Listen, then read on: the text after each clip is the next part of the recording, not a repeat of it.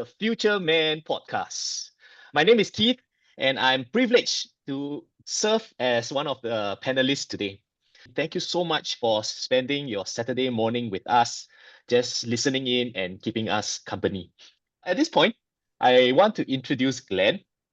Glenn wears many hats and play many roles, and among many things that he is currently the founder, chairman of a thriving social enterprise known as the Architects of Life. They do wonderful, wonderful work.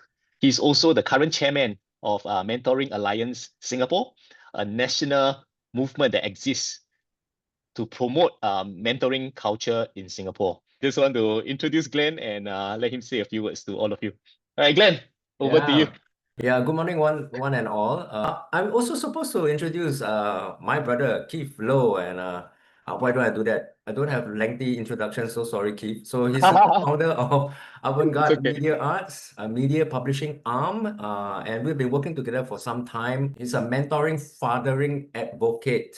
Yeah, he does our nation proud. He's got 4 kids at his age. I wonder when the 5th one is coming, but keep going, man, Keith. And maybe we should introduce the other 2 panelists. Altogether, there'll be 4 of us that will be speaking here. And towards the end of this 90-minute session, we hope to take some questions or comments and some dialogue from the floor as well, from you guys. I'd like to introduce Danny, who is founder CEO of Timber Group. I think many of us, we are familiar with Timber Group, a very proud Singaporean brand. When you talk about timber, F&B, entertainment, he's the guy. All right. And but when I got to know Danny a little bit more, he's more than just an entrepreneur. He is a man of steel with a heart of gold. And that also probably motivated him to co-found Team Rise. It's a leadership equipping academy, right? And later on, he will also share the many other things that he's doing. And you see his heart for men, for fathers, especially in the area of mental health. Danny is someone that I look up to, I respect, and when I grow up, I want to be like him. So later on, I'll let Danny say a few words also. Yeah, okay, Danny, before you say anything, I need to introduce our 4th and final panelist. He's none other than Bert Tay.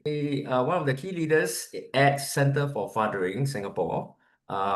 He oversees community, schools engagement, and so much more, actually, I want to say, because just in 1 year, like this year alone, when we connected, I've seen him like everywhere at my events, training. He's a lifelong learner, man. Shall we hear some words from both Danny and Bert? Say hi and introduce yourselves a bit more, maybe. Yeah. Good morning, everyone. It's such a pleasure to be here again with Glenn and Keith. We did it last year. It was a great session. I think in short, entrepreneur, musician for life, and always interested in education, learning, and development. But also, I've just joined a company called Amicus, which basically deals with coaching and also psychotherapy for men and also for women and families. So the 2 things that we do is family first. This is our philosophy. It's always about the family first, and then secondly, men's mental health, which is a passion of mine. And as a father of a 3.5-year-old, don't be deceived by these young looks. I'm not that young. But I'm a late father. I had my kid when I was 50 years old, and he's 3.5. Actually, incidentally, I just brought him down for swimming lessons. He's gonna probably ask for me in a half an hour.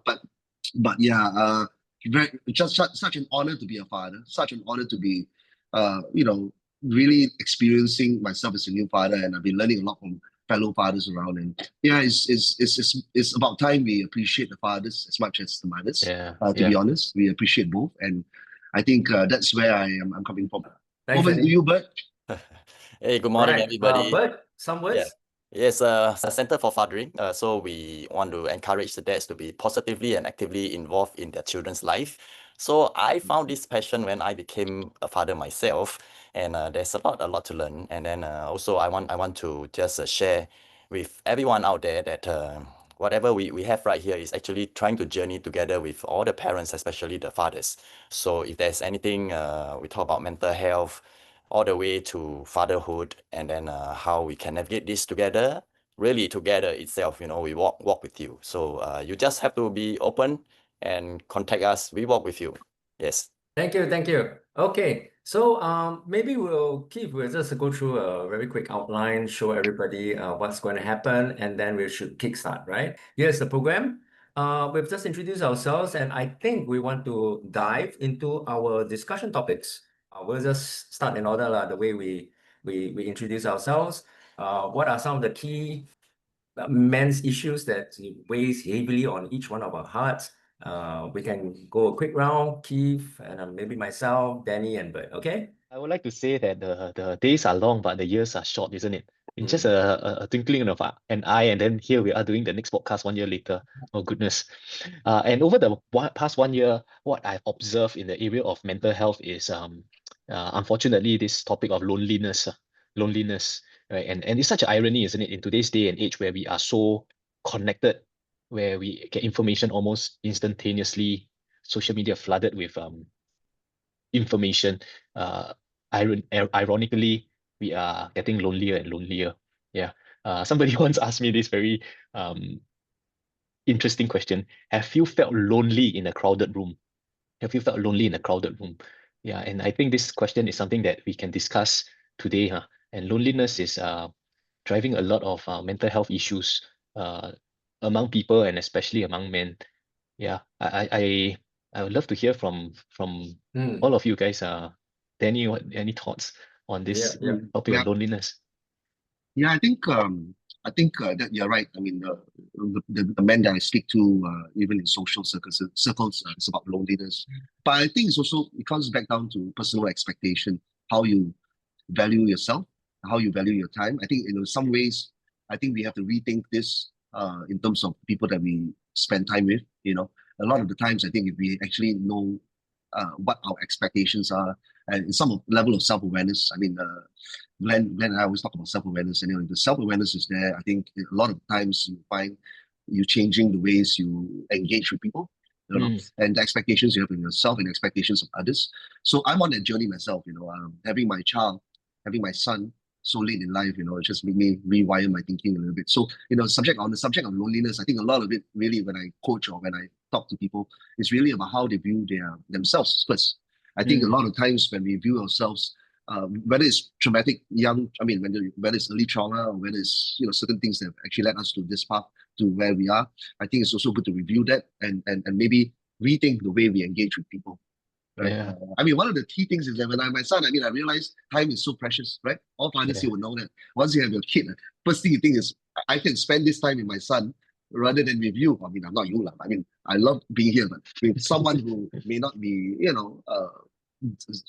being beneficial to yourself. So I think a lot of it is really self-management. And I think that can help a lot with the dealing with loneliness, really. And that's my view of that. In terms of how fathers are and how men are, I have to bring this up. The stats are quite daunting. Suicide rates are high for men. And I was sharing with Glenn, 30 to 40-year-old bracket is the one that is the highest in terms of suicide, right? 30 to 40 years old. Can you imagine that? I can't believe it. I'll pay a lot of money, not that I can, it's possible to become 35 again, But people at 30 to 40 are feeling lonely, as you say, Keith, feeling disgruntled that they will even decide to commit suicide. So it's urgent. It's urgent that we deal with this, not just from people like myself in my 50s, but also young men at 20s and 30s, that they will actually also hear from us and also have dialogue with them, have a safe space with these young men so that they can actually share their concerns and their feelings about things. And we have to do it now, because if 30 and 40 is the main group that are doing that, then we as a society may be failing them. And I think that's something that I'm very committed to do. Sorry to start on a heavy note, guys, but my deep concern for our young men, growing up in Singapore. No, I think it's a good reality check. Yeah. So maybe Bert. Okay, thanks for Danny for sharing with everybody here about dads and fathers, right? And of course, it is across the board for all guys as well. I think we keep a lot to ourselves. We created the own loneliness. We may hang out, we may cheer. I'm not a soccer fan, but whenever you see there's some soccer match and so on TV or in some pub, you can see all group of guys coming together, shouting together, jumping together in one accord. But actually, I suspect they are just in their own space. just trying to be there, you know. So what I always try to tell the dads that come to us, or even the dads that have not come to us yet, I tell them we have to be honest with ourselves, do a self check, self reflection, whatever you want to call that. What is there that is stopping you from opening up and sharing, you know, what's inside you? But before you can share, you have to check in with yourself first. What's the thing that's holding you back? What's holding you down or weighing you down? And what's stopping you from opening up your wings and fly, you know? So once you get that, being honest with yourself, that's where you can start to find someone to share with. Seriously, I'm not sure about other men. We have a lot of things. I have a lot of things that I don't share with my wife. She's just beside me, so later she'll question me a bit, which is fine. That's me being honest with myself, with her beside me, opening for questioning later on. And other than that, I would go back into this dad sphere. You see, so we do have this. Okay, it's parallel. Whatever the mom's experienced, the dad's experience, and whatever I'm sharing here, because since we're talking about men's space here, right? Postnatal depression, you heard of for ladies very, very well. There's this new dad depression as well, and it's usually not discussed. It's not talked about. There are dads that's here, maybe dads for many years or even for decades. You may have if you look back, and if it's not addressed, it will always keep coming out. We talk about the shadow that came into your life, and then it stuck with you if you don't acknowledge it. So we really need to pick it out, and then after that work on it. And then you realize, because it keep on getting triggered, which you do not understand why. And how would men usually react? We react with anger. Most, I would say most, not all. And then for us, how do we deal with that? Do we just, you know, blow up and walk away and let everything settle it by itself? Which usually that's what we do. We said, oh, it's past, let's sweep under the carpet. And it's not gonna work, because the dust just gonna pile up and then it becomes the carpet itself. Yeah. So we really need to come back again, be honest with ourselves, do your own self check before you can even share. Yeah. So I'm working on that myself. Yeah. So I encourage everyone else to do it. Wow, thanks, Bert, for sharing that. New dad's depression, is that what it's called? New dad depression, or paternal postnatal depression. I believe that. Wow. Yeah, I yeah, believe yeah. that. Yeah, thank you for sharing that. Yeah. Glenn, I would like to ask for an introvert, who you know, people who likes to keep things to Introvert, are themselves, you? like me, totally like me. How are introverts, what are recommendations or steps introverts can take to share their heart, so that, like what Bert said, they don't pile up their emotions or negative thoughts until it becomes the carpet itself. Do you have any tips for us? Wow. Nice question. Nice question. You're already drawing out the psychologist in me already.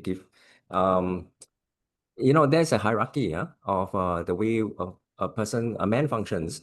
And when you say introvert, extrovert, we're talking about one layer, right? That's personality, the way we are wired, maybe the way we communicate. Yeah. But then there are also other layers, you know. I mean, you got your values, you got your beliefs, and then at the deepest core would be our self perception or our self concept. Sometimes we call it interchangeably identity, who you see yourself to be. So as a man, sometimes those roles can either, you know, they move along this ladder, this hierarchy, this different layers. Now, if we just stay at the personality layer and then say, this is me, you know, this is who I am. I'm a conflict avoidant, introspective introvert. Then sometimes we do not fulfill a deeper sense of maybe purpose or even our identity, who we are. So this is where we begin to step into like the role, right, or responsibility of a man versus a woman. Particularly, that's why today we have like Bert, and we are also discussing about fathers, husband, the roles, right? Because once we step into roles at different seasons of our life, responsibility comes into the picture.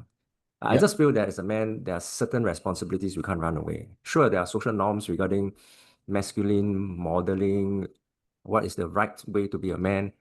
But for example, being a father, being a husband, maybe, or being a man of the house, even if you're the like a single man, having to take care of aging parents, maybe. Those roles come into place, right? And so we Yeah. kind of need to adjust a little bit, because in order to fulfill those roles, values need to change, the way we see the world needs to change, see ourselves, and also personality. And personality can change. So sometimes we step out and we have to be a bit extrovert, maybe a bit firm on things and opinions. But then, of course, we can always come back to our so-called self, our default personalities. But there's this dance, right? Where I use the word flex. We can flex depending on the situation. So situational leadership calls for that. You can't just say, I'm an introvert, so I don't speak up when things are wrong, Yeah. right? So that's just my take, guys. I thought maybe just to share a little bit of that. Oh. Yeah. Thanks for that. I think that's helpful. Huh? Sometimes the role precedes our personality, because personality is just one layer, like you say, and we can always fall back on personality just to avoid things that needs to be confronted. Yeah. Okay. Yeah. I don't know whether that makes sense at all. So maybe hear from the floor. You guys want to chime in? Yeah, I can actually maybe make a quick comment. I think the last 1 year dealing with this topic, actually more than 1 year actually, since I've been talking to Glenn probably about 2 years ago about men's mental health. I think a lot of pressure has been put on men. Let's be honest here. We put a lot of pressure on men. We tell them what they should do, be more nurturing, be more this, be more that, be more this. So I think I'm not sure. I think as a society, men and women must rethink this a little bit. My father passed away just before I started Timber in 2003. And it's only when I was a bit older I realized that the impact that he had on me. Amazing as a father teaching me these things. I mean, only when you grow older, then you start to think, wow, yeah, he said that, he said this. I never listened, but the role of a father is so important, and in society, and so plays a different role maybe. But the way we society views fathers sometimes, they leave everything to the mother. But I don't actually. Personally, I don't. I take care of my boy's needs, pretty much everything, showering him, feeding him, everything. But we are told that we are a certain way, and then we believe it, right? And then we say we should do more. So I think it's yes, true, we can do more, but sometimes we need to give ourselves a pat on the back. We men, I would say we can do better. Remember the father always say, hey, when you do something, do it right. Don't, there's always this pressure, even go army also, hey, you gotta be, come on, man, you're running like a girl, for example. Even though that sounds terrible, what they say. But there's always these expectations put on men. Hey, don't cry. Come on, get up. Come on, man. You're a man. But we are human, and we can cry, and we have to cry. We have to share our deepest emotions. If we are sad, if this perception is put on us from young in society, then of course mental health is an issue. Can you imagine at 35? Oh, you're supposed to have a job, you're supposed to have a car, how are you going to get married? All these are things that we are fed from young, right? And I think we need to deal with that, culture change. And as someone who's been through my midlife, and then now 53, and unexpectedly having I didn't say unfortunately, unexpectedly having a son at 50 years old, I start to realize that yes, I should celebrate my time with my boy. I should be happy.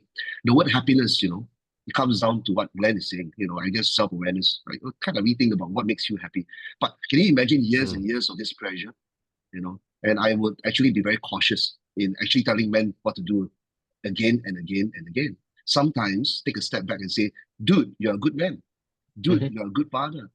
My goodness, what an amazing guy you are. Instead of the typical society, especially in Singapore, hey, you can do better. Hey, you can do this, you can do that, you can do this. Yeah. Why? You don't do that to the mothers, right? You don't tell the mother, hey, you could actually do more. Hey, no, we don't, because we know the value of mothers. That's my view, that's just my personal view. And on my part, I always tell my guy friends, you're doing a good job, bro. You're doing a good job. If anything, just come to me. You're doing it. Don't worry. You're trying your best. So I think that's something that we need to deal with. I think if we don't deal with it, then men are just going to grow up and be frustrated. Everything they do, so they can do better. They do need to do better. Then never ever get there, right? So I feel that strongly, Yeah, I thought maybe I just chime in.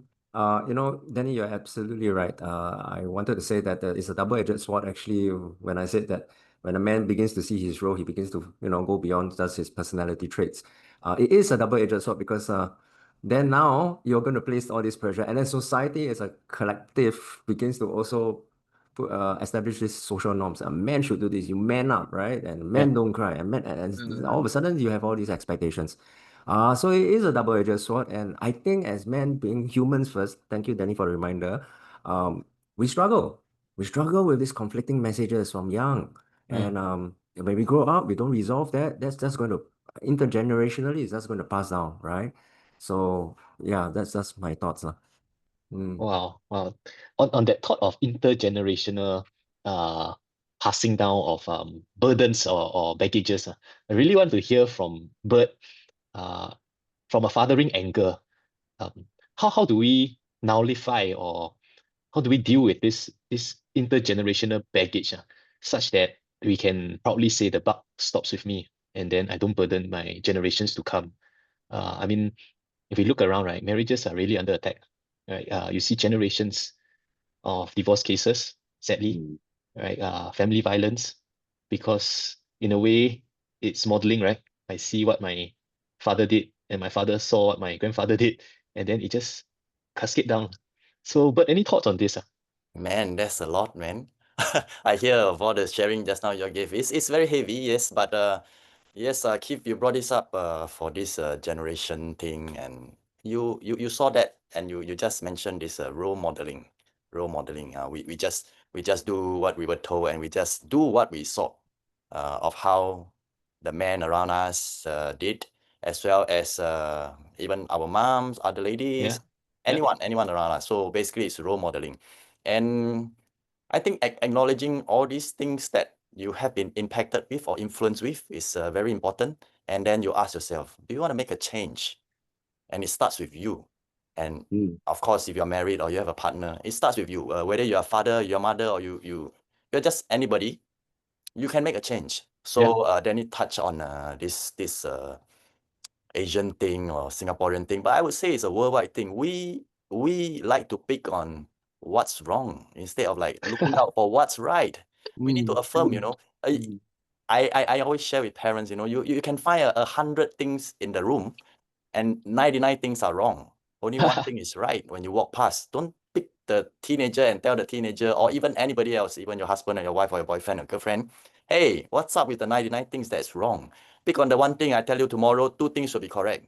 You know, you need to affirm the positive things that people have done. So then I also hear of this Keith being the introvert. I think the other 2 guys here are introverts too.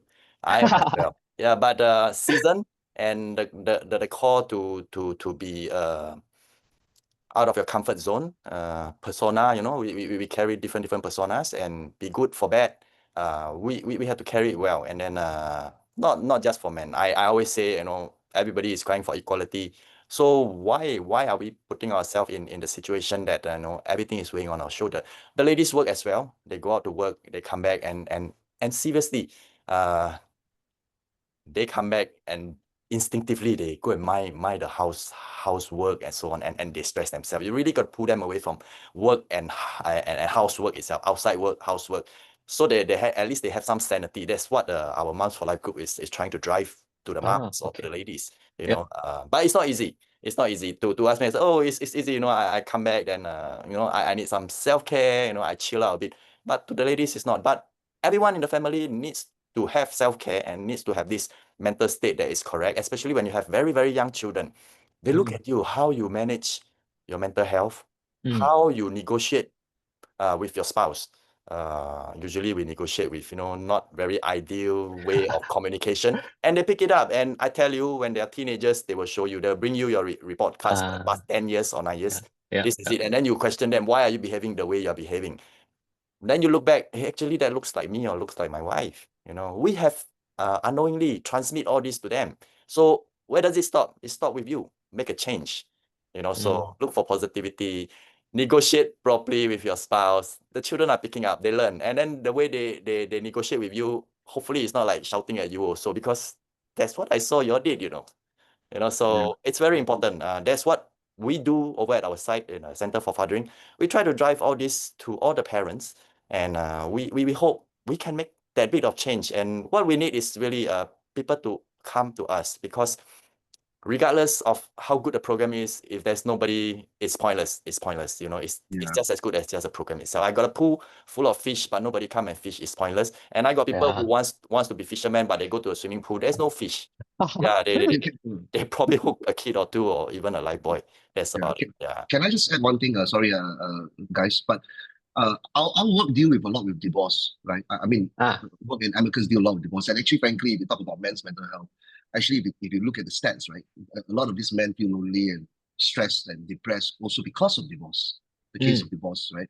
And I just want to add one thing. The women play a very important role. What the mother tells the children, and many of my cases, when I read the cases, right, there are also some cases where the mothers or the wives tell the kids, like, oh, your dad is useless, your dad doesn't care. So we have to have a very mature conversation about this. Again, should not always be on the shoulders on men.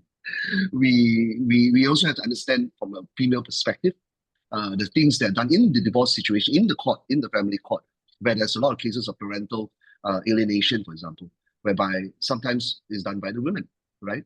And I think sometimes it's a very difficult subject to talk about, especially with 4 men here.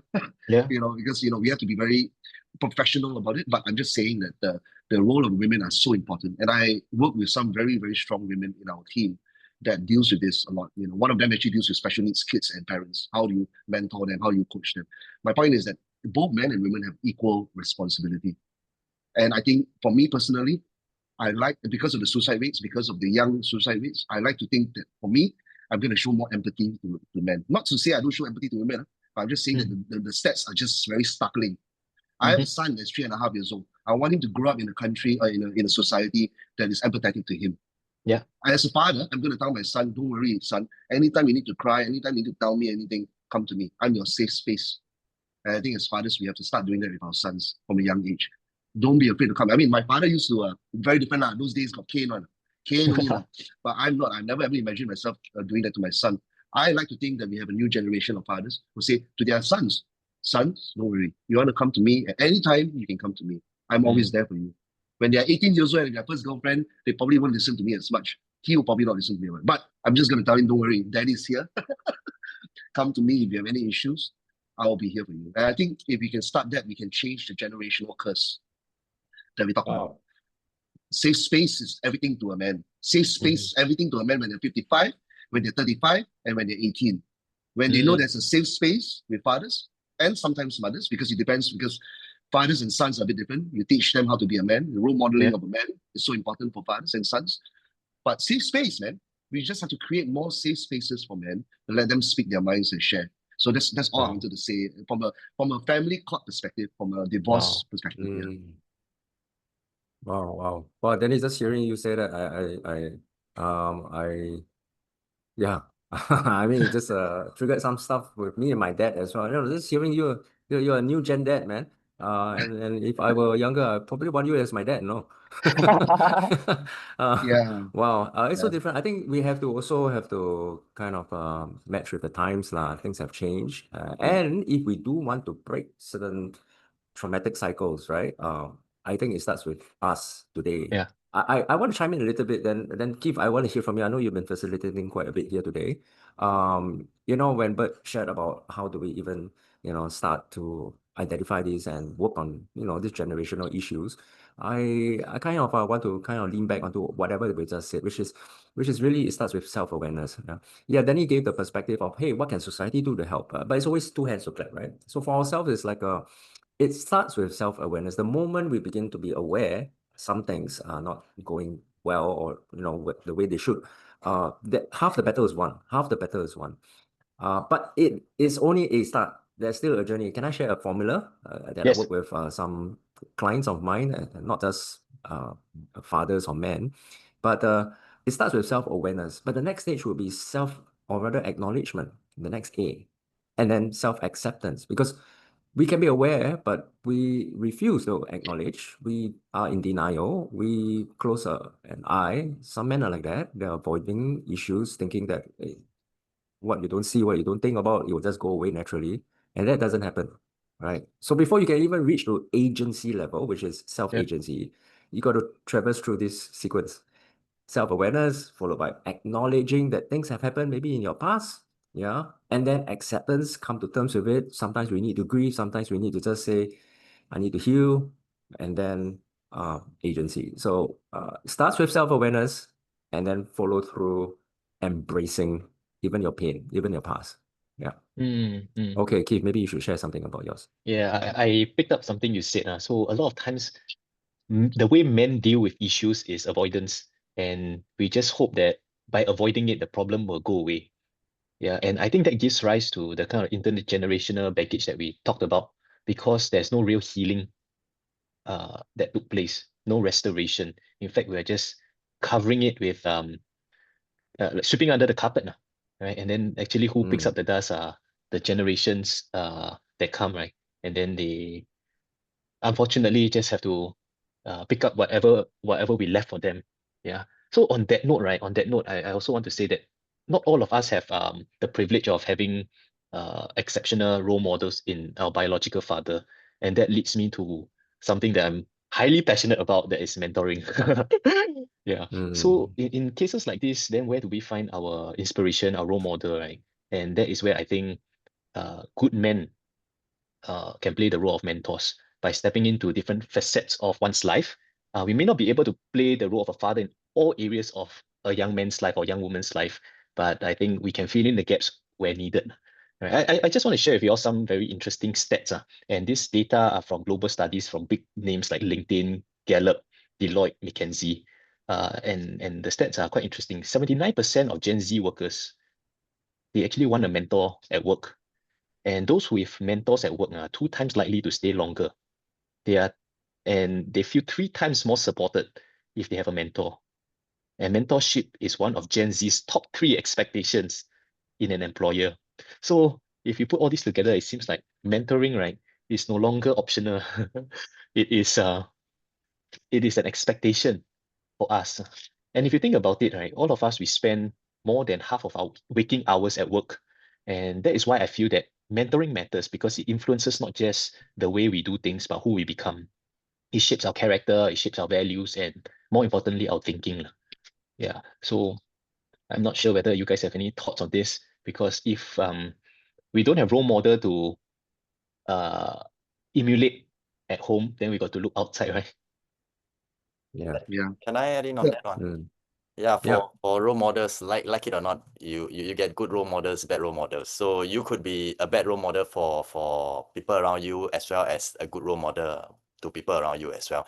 So you have to be almost like very careful with what you do, how you project yourself, other than when you're in the toilet, you know. So really, everybody is watching you.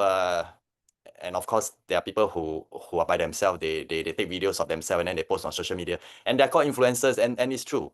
They can be good and bad influencers. So it's right now, it's not just people that we know, people that we don't know are everywhere. Very accessible. Last time when you are not at home, your parents worry. You know, it's like, well, every day, papa chow, run here, run there. Don't go to that corner. That corner is not a good corner. But today, when you see your children in just hiding inside the room, and those corners that they go to, you have not been to. So you can't tell them where to go, where not to go as well. So the danger is that role modeling is what I always tell all the, you know, be it adults or even the youth. Every one of us walking, being in public, or even in your own room with your camera on, you are role modeling. So what kind of world are you going to create or want to influence? This is so important. Yeah. Can I just also chime in a little bit? I think there's also wonderful to see 72 people with us. Wow. And there's some comments also interestingly, by a lot of ladies here, which is great to see. And I think there's one comment that says here, how come men can't find 2 or 3 friends they can cry with, right? And then another one who actually say, I think the point is, how do we find men that we can sit down and share with and actually have a safe space? I keep talking about safe space. To be honest with you, Keith, really is how we are as listeners. You know, men, the issue with men is that we are always trying to solve a problem.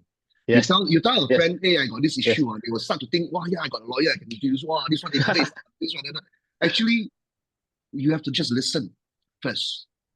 Deal with it from an emotional perspective. This guy is just crying out to be heard, right? And a lot of times we, as men, will think about solving problems. And I think I'm quite sure all the ladies here will complain also when they tell their husband, "Hey, I got this issue," and the husband will straight immediately, "Oh, I can solve this for you. I'm a problem solver." So I think mentors, a good mentor needs to be a good listener. Yep. A bro. I mean, I've got friends from Bro Without Walls. We always talk about this. Brian and Kit and everybody. It's really about being able to listen and with empathy, and also not to judge, because we also tend to judge, right? I mean, for example, if someone's going through a divorce, right? We will say things that is based on our own trauma, our own perceptions, our own sort of set of beliefs, and then unfortunately we share with our friends, but it's actually our own, right? And to share with everybody, I'm actually quite okay to share this. I am a father of divorce. I mean, meaning to say, I am actually going through a divorce. So anytime a guy comes to me from a divorce situation, or they're going through a divorce, I will listen to them from that perspective. You understand? It's a very different thing when you actually go through something than you don't go through it. And just one last point, when you talk about mentoring, I mean, a lot of it is, like I said, there's so much pressure put on men. When I was young, when my boy was young, I can hear, and I don't want to mention names, but I can hear the women folk will say, "Oh, hey, no, don't do that, don't do that, don't do that." Everything also don't do, like as though I'm going to drop my baby on the floor, So I think, again, we need to encourage our men a lot more. Men and women, not just women, and both sides. And we get very scared already, because when you say, "Oh, hey, are you sure you're okay taking care of him all day?" And those are things that societal things, those impact men. And I can tell you honestly, if my boy is with me for 24 hours, he'll still be alive. Don't worry about it. But you see, there's an impression like, "Hey, are you sure? Not you okay? Hey, but where's the helper? Where's the mom?" It's a lot of that, which I think as a new generation father, even at 53, I like to change. Back to what Bert's saying about social media. That's the reason why you see my social media, 50% about my son. Bring him to play, taking care of him, laughing with him. We just need to bring happiness back to fatherhood. And being present with our boy. Comes back to mentoring, same thing, being present to our friends, listening, even letting them cry. Not easy for a man to cry in front of another man. Yes. But hey, important, very important, because that may be his last cry. Ever thought of that? Wow. This guy who's been there, done that so deep in depression, may come to you and say, all I want is someone to listen, and then he doesn't cry, or he gets all judged. What happens if that's the last cry? I'm just saying. So I think we just need to listen, hold their hand a little bit, give them a hug, let them cry, man. And I'm very fortunate to have a few men that I spoke to along the last 12 months that actually cried. Some of them were suicidal. So we need to approach this differently, man. I feel. Yeah. I think what Danny has brought up is a very good point about the gender bias. It could be a societal impression, but I think at the DNA level, the makeup is also important to acknowledge. So you said, Danny, when you said the women are like, "Hey, don't do this, don't do that, don't carry this way, don't." That's the the instinctive, the caution that they play, right? As a woman. Naturally, if you want to trace back to hunter-gatherers time, they're the ones that say, hey, have you taken care of this? They're looking at risk, right? Whereas the men are more risk taking, right? Go to the playground, throw in the air, yeah, it's okay, have fun, right? So it's the makeup lah. I saw on some of the comments as well that why is it so hard to gather a few men to come and sit and talk and cry? Well, again, it could be due to our makeup. It's easy for us to gather 2 or 3 men to come and play soccer, okay? Yeah. But to come and talk and to come and share openly requires certain levels, to be unlocked, like a game, right? Yes, You gotta unlock certain things. Yeah, I always say that women born with your hearts very naturally, but men born with our hands. So we got to kind of do things. And I bet you after that soccer game where Singapore won 2-1, all the roti prata stores were filled with men just sharing and pouring their lives out, right? It's so easy already after that. So in a way, entry points and the way we think slightly differently. If we can be more empathetic, I like that word, Danny. We need to be a society that empathizes a bit more. Then I think our approach can be tailored, such as, right? Yeah. Women, you ask us a question, you bring us a problem, we're going to try. Our priority is to try to solve the problem, Yeah, not to talk about it, not to give a listening ear. We literally want to solve the problem, right? Yeah. So I think with empathy and then with understanding, we're going to get to know each other a bit better in this day and age where technology seems to be the main channel of communication.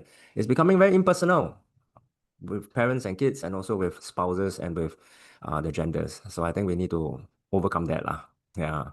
Yeah. Glenn, short of Singapore winning more soccer matches, right? I think so, man. Where There's a bit more. Yeah. where else can men go to find this safe space that Danny talked Yeah. about? Yeah, I because think if we we talked don't about play this in the sports, if we don't play sports, yes. we'll end up in coffee shop watching people play sports Yeah. and drinking beer. I think I can answer that a little bit Yeah, because coming from a music background, entertainment, I play music a lot, and musicians tend to be a little bit more, shall I say, somewhat in touch with their emotions, because that's how we are made up. Play music in front of people, connect with people through music. Yes. My whole circle is all musicians, but I had to make it a point with my friends to tell them that, hey, I make changes for myself. I mean, like you say, Keith, mentoring is so important. But for me, the way I put this, I spend some time sitting with them and say, how are you doing? How are you feeling? And a lot of them, they don't want to say anything because, it's a sign of weakness. For men, as you share more, is sometimes a sign of weakness. And I will try to reassure them by being an example, by sharing on my personal thing. Of course, I'm going to overshare. Yeah. But share enough for them to know, hey, wow, this guy, he's sharing about what he's going through in his wars, etc. Then I think we have to point out the fact that what Glenn is saying is true, but let's just put out the point that most psychotherapists, Glenn, you can confirm this with me. The way I have gone through my whole process, most psychotherapists and counselors, even in family court, are women. So there is also, like you say, a mindset shift needs to happen, training needs to happen, whereby everybody just go through this rethinking of how we approach issues dealing with men. You understand what I'm saying? Yeah. There is very distinctive difference, as you mentioned very eloquently. Women and men are different. We are different. And how you deal with men is different. But if almost everybody in psychotherapy is majority women, then we have to find a way to have that balanced approach. And I approach it from that perspective. I have no qualm saying about this because I went through it myself. There's so much societal pressure on men, even from the psychotherapy and family counseling level. And I'm being very truthful about it. I've been through it myself. Things like my clients have also talked to me and say that, counselors have told them, you have to understand that maybe you may not get custody because you're the father, for example. Right. That's just one example, but there's many other examples. But all I'm saying is we have to come back and kind of have more empathy, like Glenn is saying, more empathy and understanding how you deal with men. And it requires rethinking, retraining, I think. Glenn is probably more equipped to talk about this, but training about how you deal with men, how you listen to men, how you create safe spaces. Yeah. I just want to ask the panel here, talking about psychotherapy and counseling, who will you feel more comfortable with sharing your inner issues, a man or a female counselor? I've been through therapy myself, so I have a quick answer. Being through a few times, I can't say that I prefer one gender over the other. It's not fair, but in my experience, when I engaged the guy, at least in my quiet times with him, I could actually express my concerns as a man to a man, And I think I can't dispute that, I think men understand men kind of more, men to men. That's why when we talk about friends, hey, man to man, bro, I'm talking to man to man. What does that mean? That means I'm a man and you're a man. There's no two ways about it. So I would say, Glenn, for me, I can't say I prefer one to the other, but my experience it was more constructive with a guy. Yeah. I never How had about Keith? I never had the opportunity to have a female counselor before. So I have a circle of very good male friends, mentors. Yeah, but I don't have female ones yet. So I can't compare. Okay, as for me, I had both. I would say it boils down not so much to the gender. It's more like the connection and whether even the therapists need to have chemistry. So if the chemistry is not right, then to me gender is not the key actually. Yeah. So like when we connect with our participants or parents, same thing goes like I would tell them upfront. I said it's okay if you want, you can call it mentor, you can call it coach. If you want someone else, definitely I'm just there to link you up. But if you want to stay with me, it's perfectly fine also. Yeah, but I would actually like want them to go into the circle because we believe in this lived experience based kind of therapy together. So they are not professionals. They're just parents, dads, moms in the same ship, be it a single dad, single mom, or even like a stay home dad, stay home mom. Yeah. We want to put them together because like Danny mentioned, when you are in the same experience, your sharing would be, you know, more in line. So for their benefit, I will always say, you know, be with this group. Yeah, I can be there for any other thing that you want to ask me about parenting. That's perfectly fine. Yeah, but otherwise, it's always good to be in the same group. They understand you, like, you know, you tell me there's offline, there's a corner shoot. I don't understand in soccer itself. Yeah, but you talk to me about bicycle, I can tell you a little bit more about it. Yeah. But one thing I will say is that some of the men I've dealt with, you know, they shut down. And I think we do have a tendency to shut down as men, especially when we go through a bad experience, we shut down. And I just want to encourage everyone here not to shut down. There's always someone else that can maybe listen to you. That's There's right. always someone else. You have some hope that Yes. there's someone out there that could listen and give you the safe space. Because, you know, because of your bad experience, you say, you know, nobody understands me. This and that. Shut down. Then they end up 65 years old in a coffee shop drinking Tiger beer and then watching other people play sports. That's what Glenn said. And then Not bad. because they just 65, you know. So but the thing is, shut down is not actually bad, but don't take it too long. When you shut down, don't play the victim. Recollect and play back why you're there. Since we all shut down, so we might as well just look at it and how can we use the best of this time when we shut down? Think about it, be honest with yourself, you know, take responsibility. Just now I saw one comment, especially as parents, we need to take responsibility, admit it, own it, and move forward. And yeah, you hold your future. You know, people around you, things happening around you, they impact your life. But you choose how your life want to be. You choose at the end of it. Yeah. Absolutely. I wanted to just comment on a comment by Mary Ng. She said we need a safe space. Yeah. So the shutdown actually is a coping mechanism where we create space for ourselves, not to go into nothingness, no man's land, but to process. Yeah, I think that's important. I just wanted to make some comment of what you guys talk about the shutdown thing. Shutdown is just one coping mechanism of three that men typically lean on. Again, it's coping mechanism. It belongs to what we call the freeze response. Very nervous system responses to danger or threat, which doesn't serve us today because we are in the modern tech society. So the other, of course, is fight, flight, right? And then freeze. Fight, aggression, we can see it, right? Anger, sometimes that's the way we respond to stressful situations. And that's very typical, more so in men. Outwardly externalized. The second one is flight, right? Avoidance, withdrawal, run away, escape, play games, watch soccer, right? So that's running away from situations. And then the freeze is really a shutdown, like a total. And I think that is what women cannot stand. Tell me if I'm wrong, right? Like you totally shut down, cannot answer, don't want to answer, just don't, right? But these are three coping mechanisms, and like I said, if we are aware of it, if we are aware of what's going on inside, half the battle is won because now we can move towards more adaptive, more healthy ways to deal with this, right? So if as men, especially men, if you feel that you're constantly having a pattern of these three different maladaptive coping mechanisms, defensive mechanisms, I think it is a clue that we do need to resolve it, take some action towards healing and ultimate growth. So, yep. Keith, shall we open up? Yeah, sure. Yeah. Kelvin, are you there, Kelvin? We'll start with you. Maybe you'd like to turn on, Kelvin, and unmute yourself. Okay. Hi, Kelvin. Hi. I have two sons. I'm not young, I'm 58. What I feel is that I've actually grew up with my two sons from young, since they were baby until now. So I felt that the journey with the child is so important.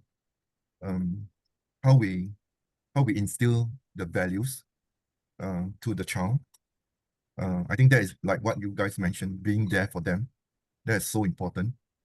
Because you see the transformation of a kid when they realize that their parents are always present in their midst. Maybe academic, maybe in their struggle in their studies or whatsoever. So I feel that you guys are actually spot on about the things that's happening. So I also want to touch base on abuse.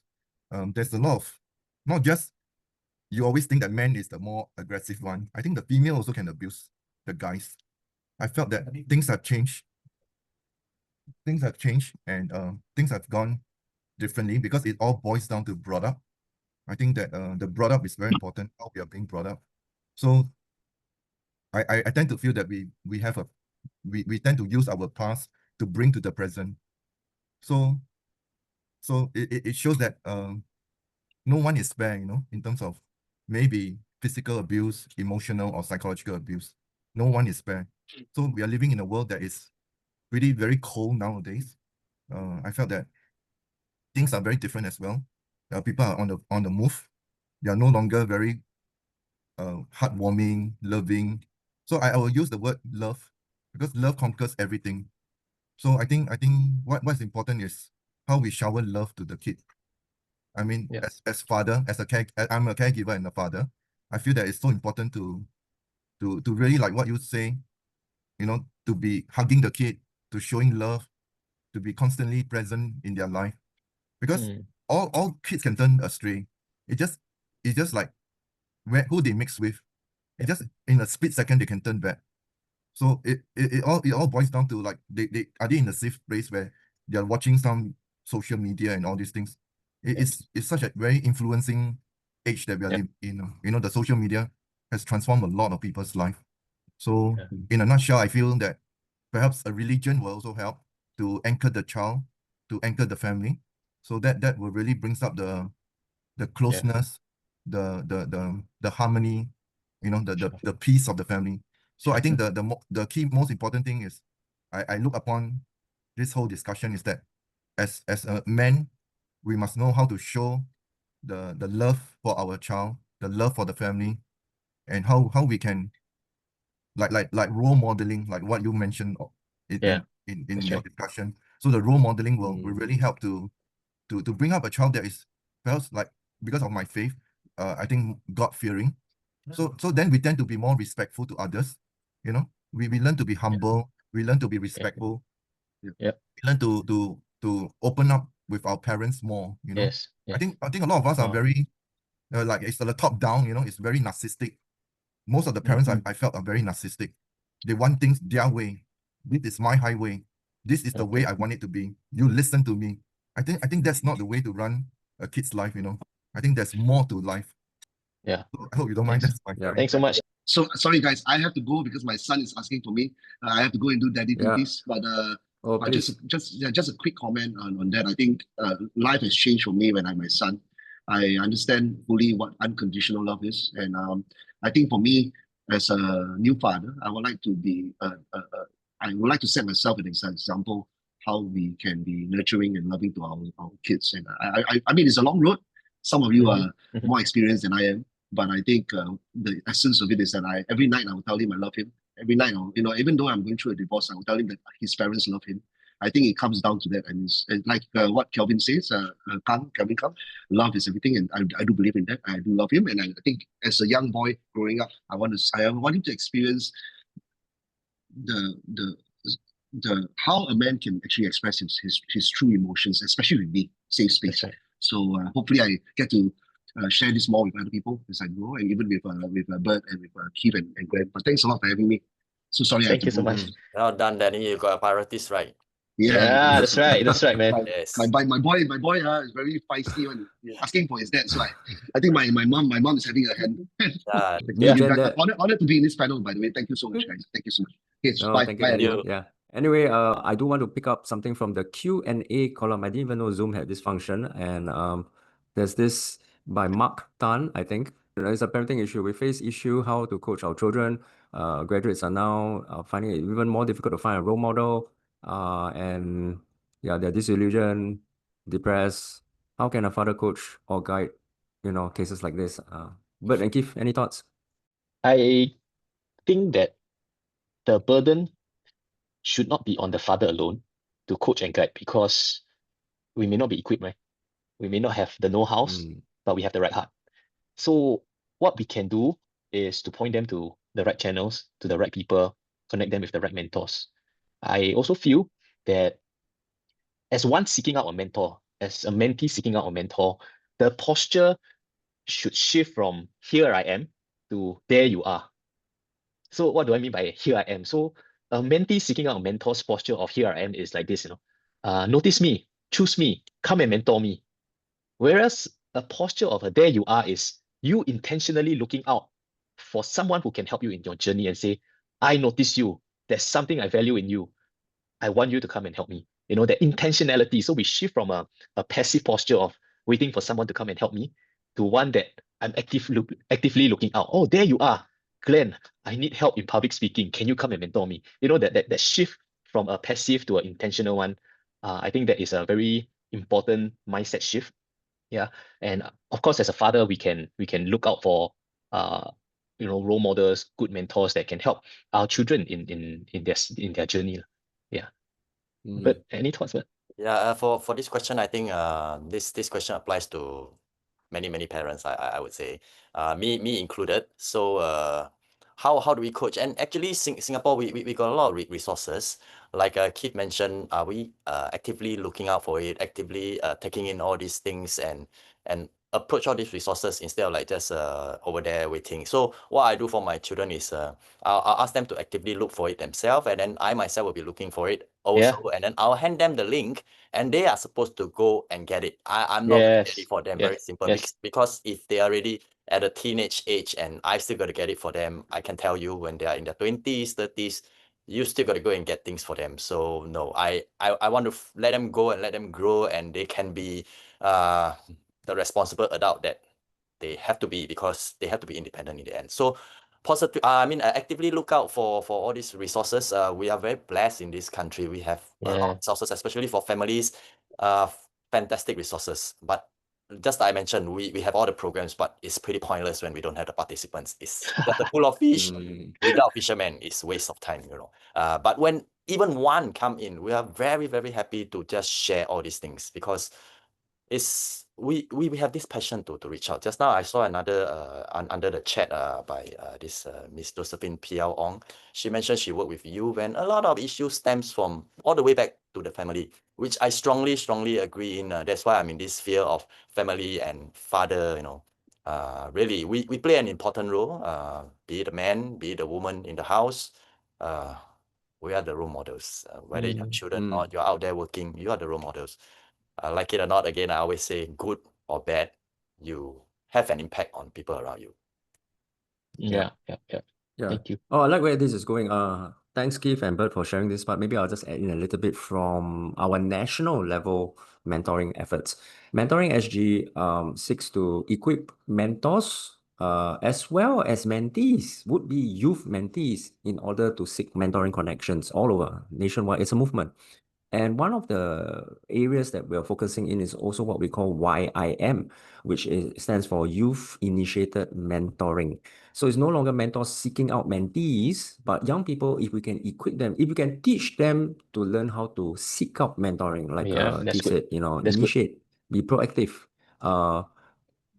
They would be able to go out into the world, into the marketplace even, and start looking for mentors that might fit their needs and go approach. Because it cannot be one way. Any relationship is two ways. So coming back to parenting and a child, how do we even do that? How do we even start that out? I want to just offer one suggestion, and that is, you know, if dads and moms can themselves role model how they seek out mentors on their own and share that process, share the outcomes with their children, I think that itself, it's a role modeling of how we look out for mentors in our lives. Yeah. So you can't mentor if you are not mentored. That's what I feel. You can't give what you don't have. So it starts with us, adults, parents. Yeah. Very good. Maybe, guys, we have time for just one more, and I think we can start wrapping this podcast up. I think we had such a fruitful, meaningful time here. Keith, who shall we get? Why not we open up the floor to anybody who just want to unmute and ask a question if you have. Because the next time we do this podcast, probably next November, you know. So if you have any questions. Well, I see Peggy Poa turned on, so sorry. Can I just call on you, Miss Peggy Poa? Unmute yourself, maybe. Hello, hi. Peggy. Good morning. Hi. I think it's very good. It's a very good session. Just now you mentioned about men and female counselors. Yeah. I do feel that I think it's for guys to go to a guy, I think it's more comfortable. They can understand each other. See, because guys will understand, but for females with a guy, I think sometimes it's a struggle because Mm, you got to hold your emotions. Sometimes you let your emotions overcome, so right. it's not easy actually. Yeah, Becky, I agree Mm. with you because my wife is a social worker, and Uh, for a period of time she was a probation officer, so she deals with young people, right? yeah, And a lot of the things that the young men shared in confidence sometimes really scares her or shocks her. Like exactly like what Glenn said, right, in his encounter with his therapist. But of course, professionally, you don't show it. You don't show Yeah. it professionally, right? But when the session ended and or when she comes home and then she has to have an outlet, right? And then she shares with me. And I can understand why it can be quite overwhelming or daunting sometimes for a female counselor. But I'm not stereotyping, definitely not stereotyping, right? It's just really the comfort level of both the counselor and counselee on the client, sorry. Yeah. So I understand, but at the same time, I think the doors we should still keep the doors open based on comfort level. Yeah. Mm. Yeah, thanks Becky for highlighting that. Actually, I've got more to share, but this one is only. So maybe can I just leave this I feel very significant gem of an information like Yeah. right now regarding that female therapist thing. Yeah, because for a man's point of view, perceptually, remember this is just perceptions, right? It's what we call a double negative. To go to a female counselor is a double negative. Let me explain. Firstly, female. Okay. Once again, this is just gender biasness, right? I'm thinking, do you even understand where I'm coming from? And then there are sensitive issues, areas of weaknesses that you're going to start touching on. Okay, so that's number one. But number two, for a man to seek help, okay, that's another Yeah. thing altogether because that puts us into a perceived position of weakness. Like now I need help, right? That's why men don't ask for directions. You females, no problem, right? You need help, just go and ask lah. Yeah, but for us, it's like now I have to expose myself. Now I'm in the place of weakness. To go and see a counselor means equals I am weak, I'm powerless, I'm a failure. And all those things start rising up. That's why I've got a program to help counselors, especially male counselors, run their business in this people helping landscape. I often tell them how to position themselves. Well, rather than call yourself a counselor, therapist, why don't you call yourself a coach? Because when a male goes to see a coach, it's a different picture, right? It's like, hey, oh, this guy's going to coach me, my strengths. Oh, okay. So yeah, I may have weaknesses and flaws, but then, hey, he's going to look at my strengths, he's going to draw it out, he's going to develop me, etc. Right? You're essentially doing the same thing, but just from a different perspective. And That's good. perceptually, that goes a long way. So that's why mentoring is important for men. It breaks those stigma. Like, hey, you've got a problem, come, let me fix you. Like which youth like to go and see a school counselor, right? But when we say, hey, let's go, let's have a mentoring conversation, a coaching conversation. Wow, it's a different. I will go in with a different attitude and spirit as well. I don't know whether that makes sense, but in my 15 years, I've noticed the attitude shifts in this. Yeah, that's good. Glenn, I Yay. think that was a fruitful conversation that we have. Thank you so much, everyone, for keeping us company this morning, and also for your time, Glenn, Bert, and all your insightful sharing. Yeah. Okay, let's call it a day, shall we, everybody? Yes. Please have a great weekend. Enjoy We'll the catch rest of up again Saturday. soon. Yeah. Yes. Thank you, everyone. Nice day ahead. Everyone. Thank you. Bye-bye. Bye.